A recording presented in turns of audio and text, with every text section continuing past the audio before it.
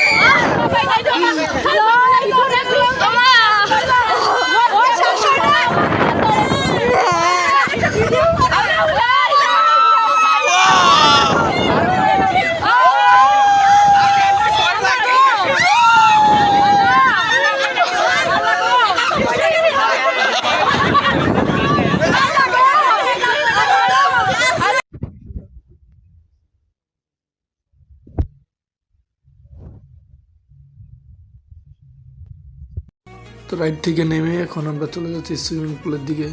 তো এখন আমরা সুইমিং করতে নামবো একটু পরে, ঠিক আছে। তো তার আগে আপনাদের দেখেন কি সুন্দর সুইমিং পুল, ঠিক আছে। তো এখানেই আমরা নামবো এখন। তো চলুন আমরা নেমে পড়তেছি সুইমিং পুলে। বিষয়টা তো আমি খুবই এনজয় করতেছিলাম, খুবই সুন্দর।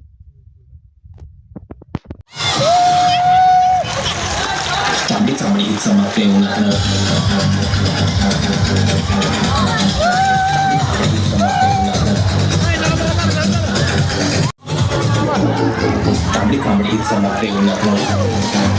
আমাদের সুইমিং শেষ, এখন আমরা বাড়ির দিকে রওনা দিব।